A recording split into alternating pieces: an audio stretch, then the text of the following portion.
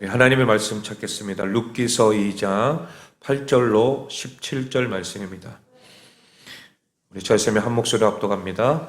보아스가 룻에게 이르되 내 딸아 들으라. 이삭을 주우러 다른 밭으로 가지 말며 여기서 떠나지 말고 나의 소녀들과 함께 있으라.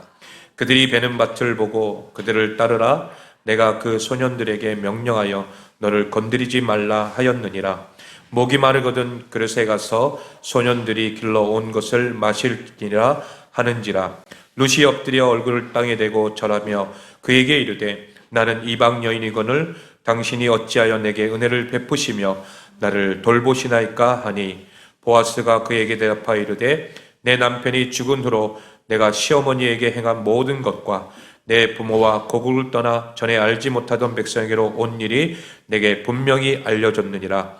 여호와께서 내가 행한 일에 보답하시기를 원하며 이스라엘의 하나님 여호와께서 그의 날개 아래에 보호를 받으러 온 내게 온전한 상 주시기를 원하노라 하는지라.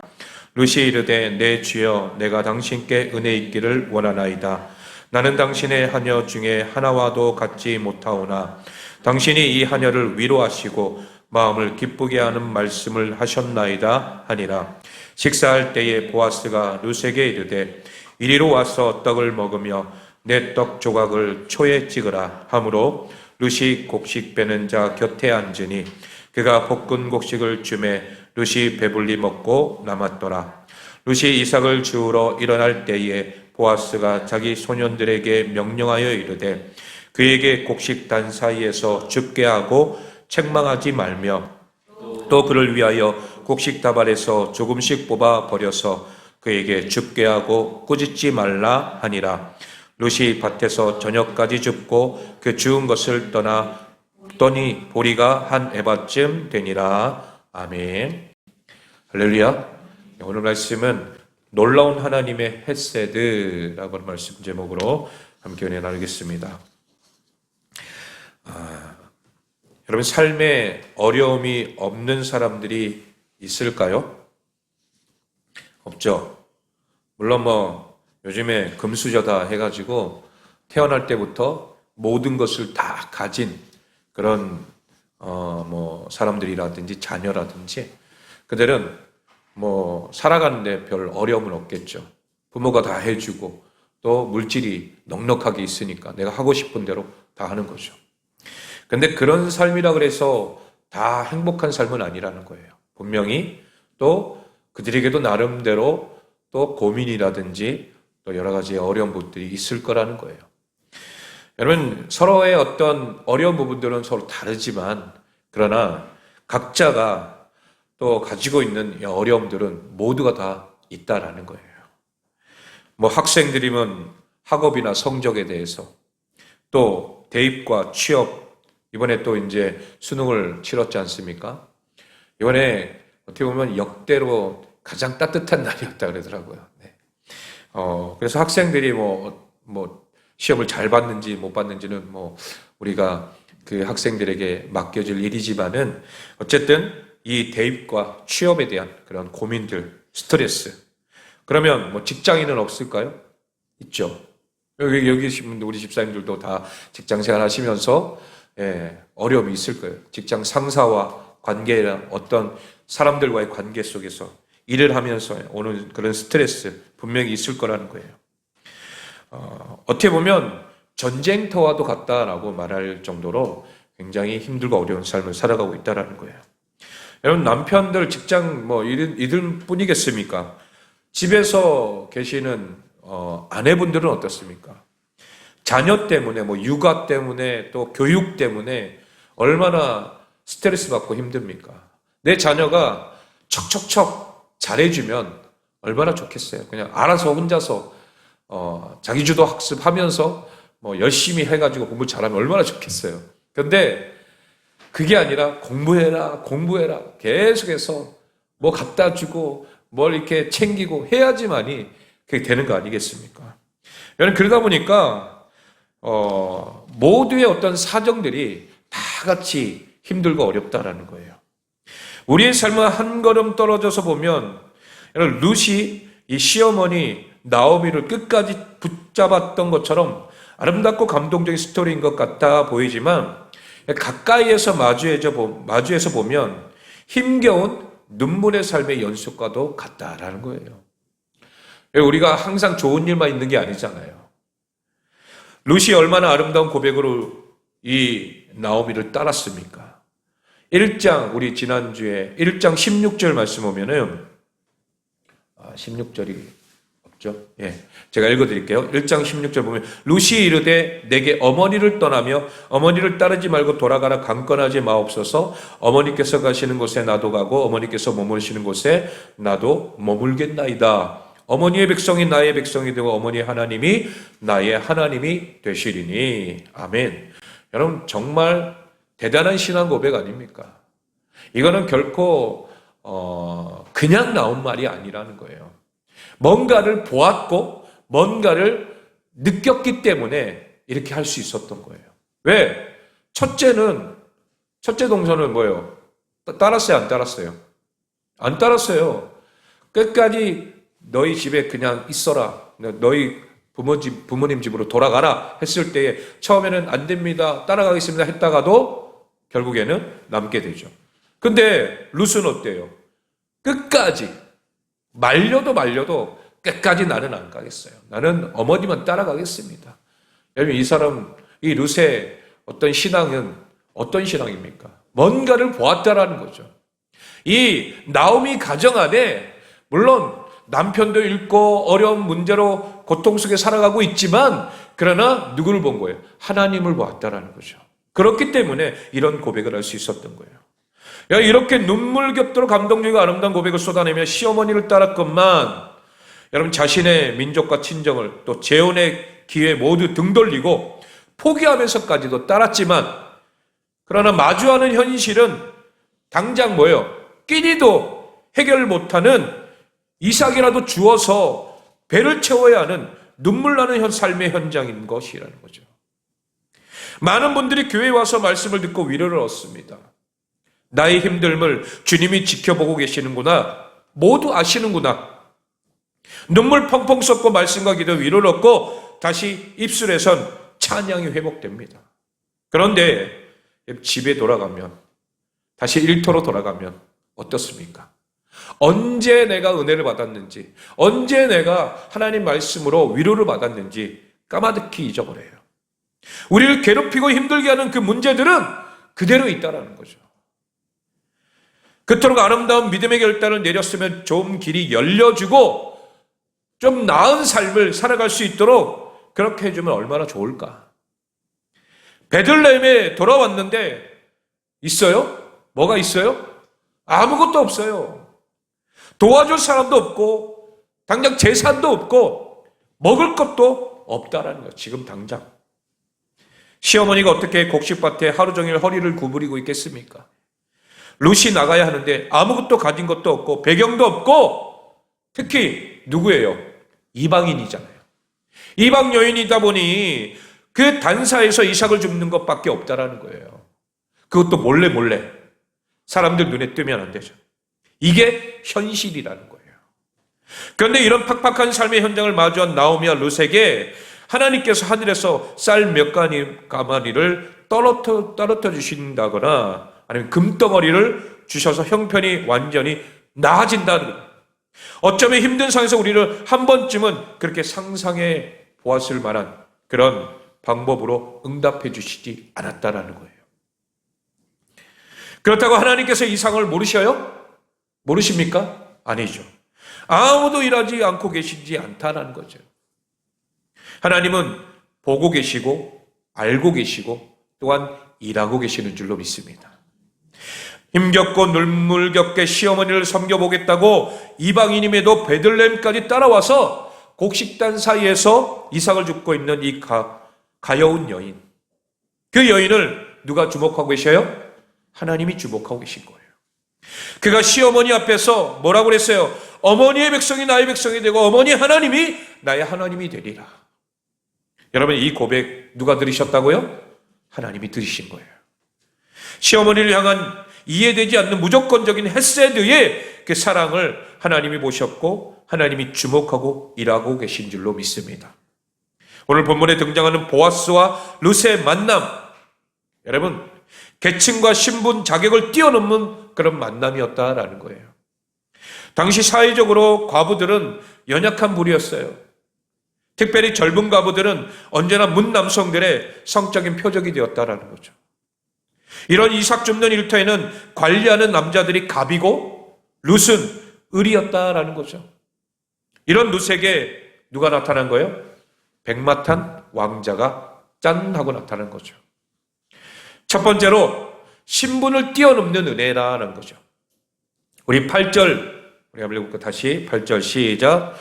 보아스가 룻에게 이르되 내 딸아 들으라. 이삭을 주우러 다른 밭으로 가지 말며 여기서 떠나지 말고 나의 소녀들과 함께 있으라. 아멘. 여러분 여기서 보아스는 룻을 뭐라고 얘기하죠? 내 딸이라고 불러요. 그리고 다른 밭으로 가지 말고 이곳에서 있으라는 거죠. 미리 위험스러운 상황을 뭐예요? 차단시켜주는 거죠. 그뿐만이 아니라 9절 말씀들 볼까요? 시작. 그들이 매는 밭을 보고 그들을 따르라. 내가 그 소년들에게 명령하여 너를 건드리지 말라 하였느니라. 목이 마르거든 그릇에 가서 소년들이 길러온 것을 마실지니라 하는지라. 아멘. 여러분 성경을 보면 주로 여자가 물을 떠오는 게 리브가도 그랬어요. 15절로 16절도 우리 한번 읽어볼까요? 15절 16절 오늘 본문 시작. 이삭을 주우러 일어날 때에 보아스가 자기 소년들에게 명령하여 이르되 그에게 곡식 단 사이에서 줍게 하고 책망하지 말며 또 그들을 위하여 곡식 다발에서 조금씩 뽑아버려서 그에게 줍게 하고 꾸짖지 말라 하니라. 아멘.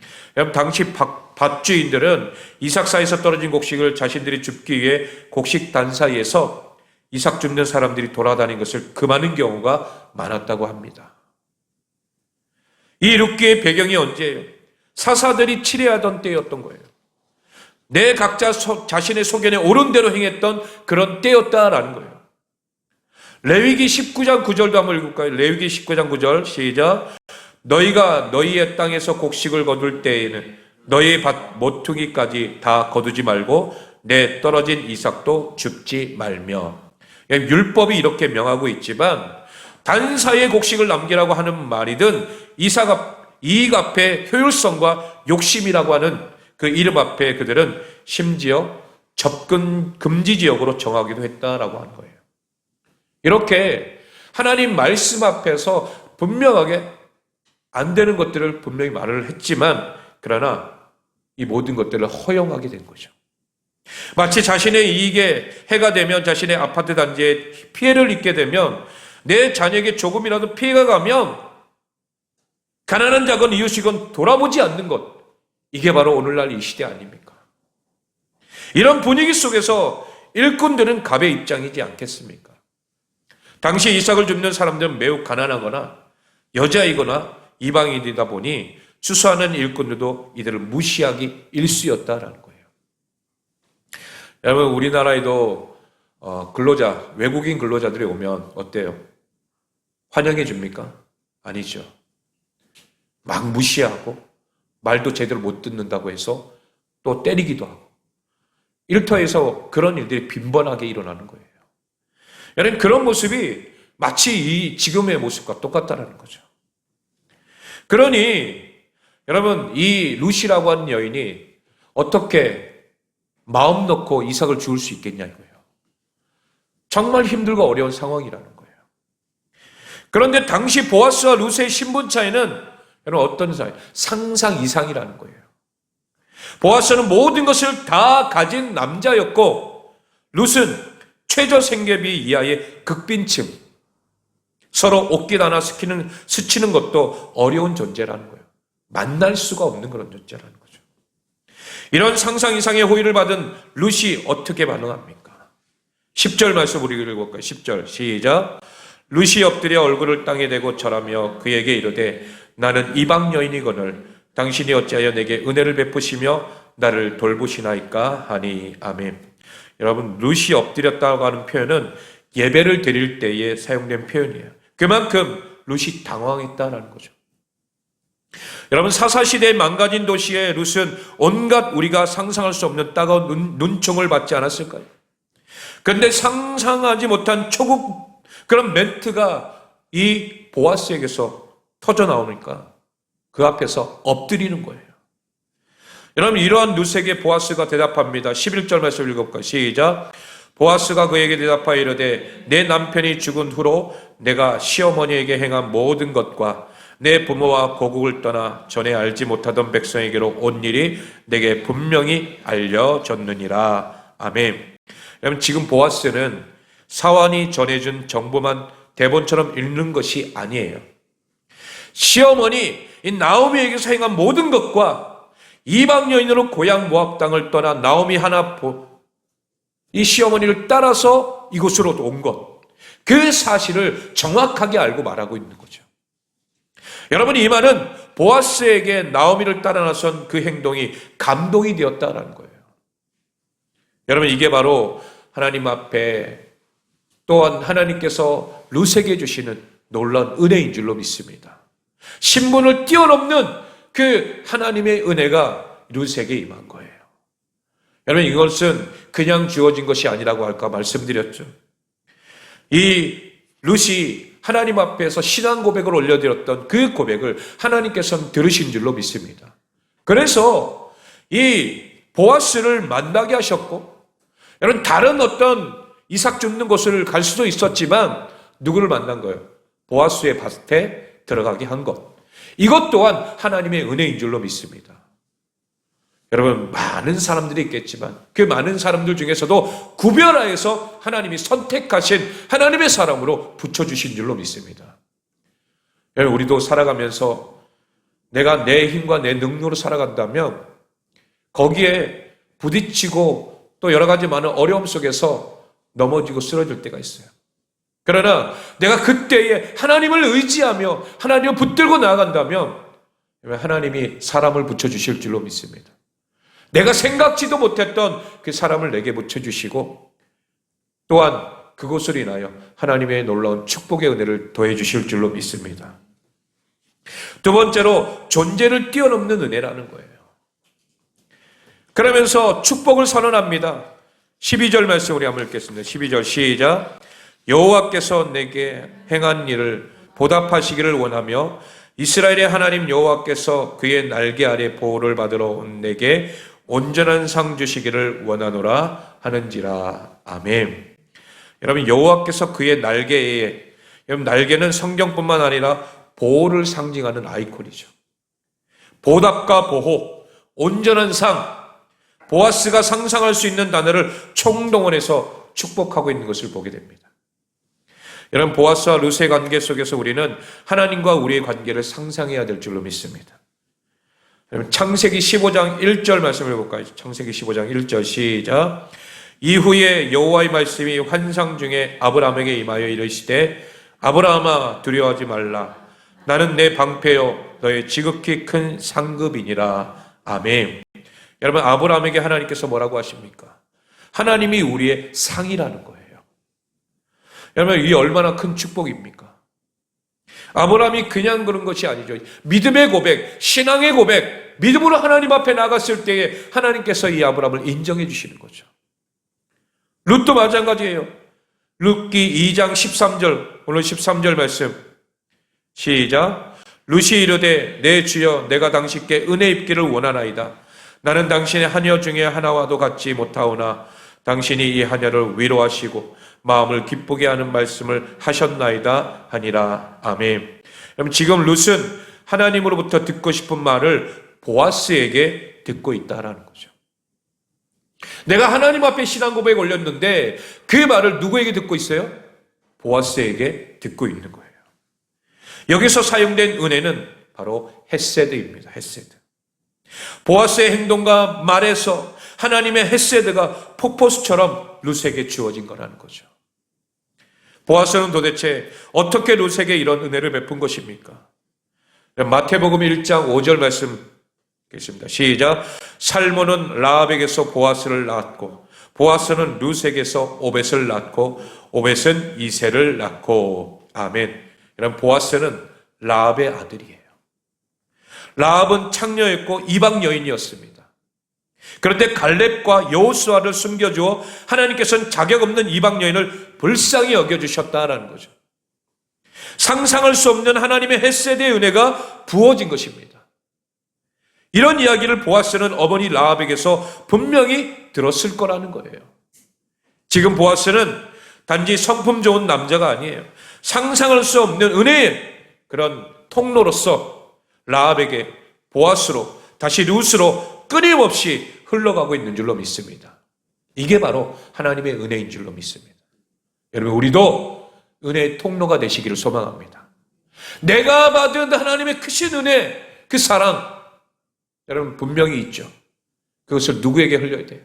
내 자녀를, 또 내 자녀가 만나는 사람, 또 내 주변에 많은 내가 사랑하는 사람들, 이런 사람들에게 헷세대의 은혜를 부어 흘러 보내야 될 줄로 믿습니다. 17절 말씀 보면 룻이 밭에서 하루 동안 주운 것을 보니 한 에바쯤 되었다라고 분명히 말하고 있습니다. 여기서 한 에바는 성인이 하루 동안 먹을 수 있는 곡식의 양을 나타내는 오멜의 10배에 해당되는 많은 양의 곡식입니다. 현대 도량으로 한 에바를 환산하면 약 22리터 정도가 되는 거예요. 이는 룻과 나오미가 약 5에서 7일 정도 동안 먹을 수 있는 양이라는 거예요. 룻은 이날 거의 반달치 수익을 올린 거예요. 이삭 줍디는 자신의 농지도 없고 할 수 있는 일도 없는 가난한 자들이 하루 종일 뜨거운 떼약볕 아래서 허리를 굽혀 결국 힘들게 일해야 얻을 수 있는 것이거든요. 그런데 그것도 아주 작은 것을 기대할 수밖에 없는 일이에요. 그런데 이것을 보아스의 지시에 따라서 일꾼들이 일부러 그녀 앞에 이삭을 뿌려주지 않았다면 이처럼 많은 곡식을 얻기란 불가능한 일이라는 거죠. 여러분, 룻의 입장에서 이것은 기적과도 같은 일이에요. 이것은 보아스를 통해 주시는 하나님의 헷세드인 줄로 믿습니다. 자격 없는 자에게 부으시는 은혜, 조건 없이 값없이 주시는 은혜, 넘치도록 주시는 바로 하나님의 은혜인 줄로 믿습니다. 여러분, 헷세드의 은혜가 무엇입니까? 자격 없는 자를 위해 자격 있는 자가 베푸시는 풍성한 호의인 줄로 믿습니다. 이유를 알 수 없는 자비예요. 세상은 이유가 있어야 사랑한다고 생각합니다. 그러나 십자가의 사랑은 이유가 있어요, 없어요? 이유가 없습니다. 자격 없는 자를 위해서 십자가를 지실 그 하등의 이유가 없는 하나님께서 우리를 구원할 수 있는 자격으로 우리의 죄를 위해서 십자가에 달려 죽으신 예수님. 오늘 이 아침에 자격 없는 자에게 위로부터 부어지는 풍성한 은혜가 다시금 우리에게 임하기를 소망합니다. 그 은혜가 우리에게 임해야 자격 없는 그런 자를 사랑할 수 있게 된다라는 거예요. 여러분, 우리도 자격 없는 자였잖아요. 그러면 우리도 누구를? 우리 옆에 있는 많은 사람들을, 또 지금도 주님의 사랑을 모르는 그런 사람들에게 이 하나님의 사랑을 흘려보내야 될 줄로 믿습니다. 축복의 통로가 되어야 된다는 거예요. 오늘 놀라운 하나님의 은혜, 헷세드, 이것은 여러분 내가 누리지 않고서는 흘려보낼 수가 없다는 거예요. 우리가 누린 만큼 하나님의 은혜를 또한 하나님의 통로로서 흘려보낼 수 있는 주님의 자녀들 되기를 소망합니다. 마지막 결론입니다. 미가서 6장 8절 말씀을 읽겠습니다. 시작. 사람이 주께서 선한 것을 보이셨나니 여호와께서 내게 구하시는 것은 공의를 행하고 인자를 사랑하며 겸손히 내 하나님과 함께 행하는 것이라. 아멘.